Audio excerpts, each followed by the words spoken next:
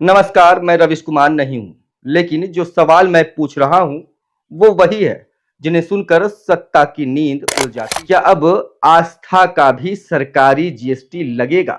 ये एक बड़ा सवाल है।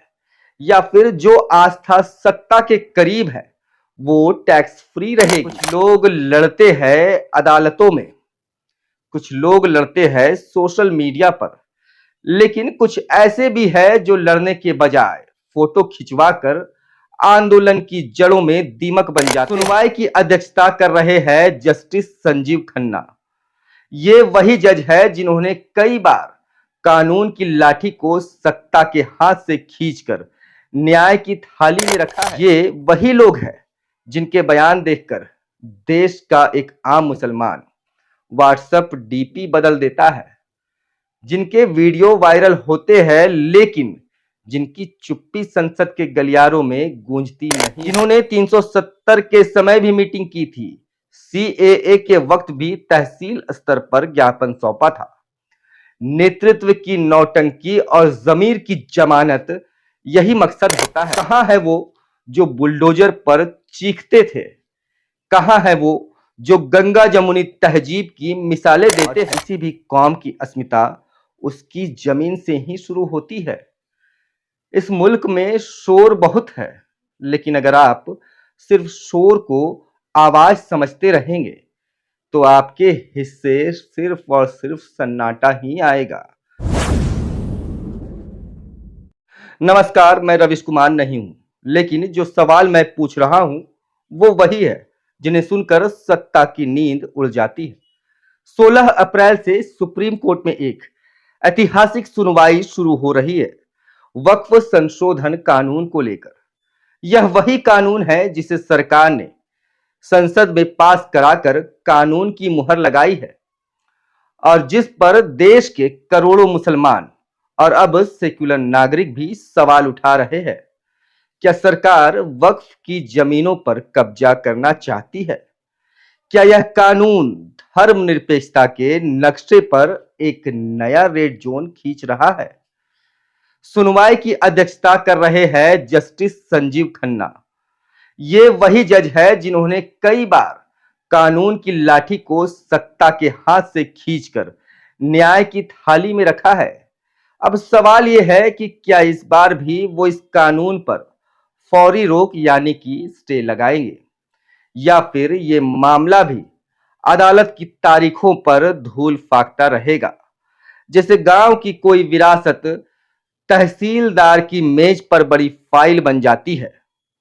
कहने को ये संशोधन सिर्फ एक वक्फ एक्ट है, इससे ज्यादा कुछ भी नहीं है, मगर इसका असर संविधान के अनुच्छेद 14, 25 और 30 पर है। अगर सरकार वक्फ की जमीन को अपने कब्जे में लेना चाहती है तो फिर मंदिरों की, ट्रस्ट और गुरुद्वारों की संपत्ति पर भी यही नियम लागू क्यों नहीं होता है? क्या अब आस्था का भी सरकारी जीएसटी लगेगा? ये एक बड़ा सवाल है। या फिर जो आस्था सत्ता के करीब है, वो टैक्स फ्री रहेगी?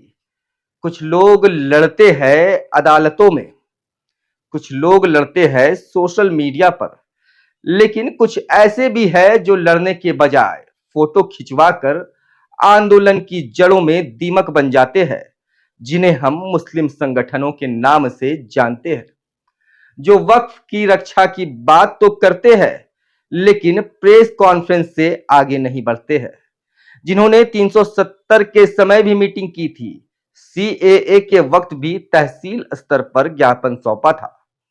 नेतृत्व की नौटंकी और जमीर की जमानत, यही मकसद होता है।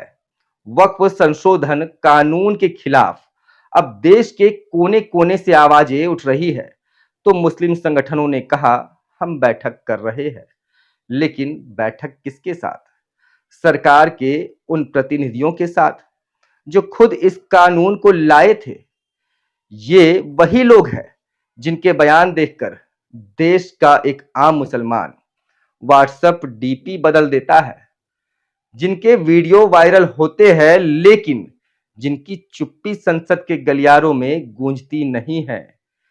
कांग्रेस, आरजेडी, जेडीयू, आप, ये कहते हैं कि हम धर्मनिरपेक्ष हैं, लेकिन सेक्युलरिज्म अब सिर्फ इलेक्शन मैनिफेस्टो का आखिरी पन्ना बन चुका है, जहां लिखा रहता है अल्पसंख्यकों की बेहतरी के लिए हम समर्पित हैं, और फिर वो समर्पण चुनाव खत्म होते ही डिसेबल हो जाता है, गायब हो जाता है।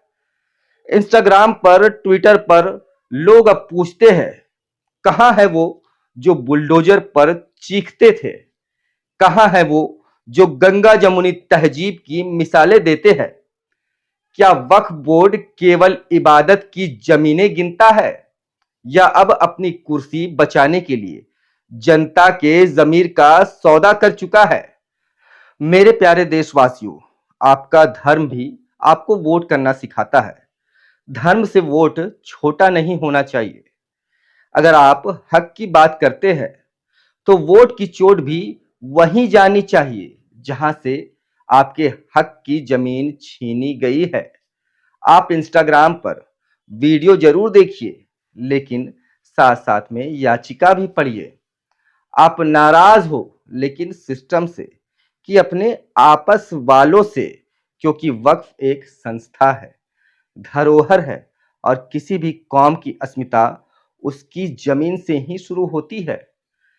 इस मुल्क में शोर बहुत है, लेकिन अगर आप सिर्फ शोर को आवाज समझते रहेंगे, तो आपके हिस्से सिर्फ और सिर्फ सन्नाटा ही आएगा, और जमीन ही ना रहे तो फिर मजहब किस पर सजाइएगा।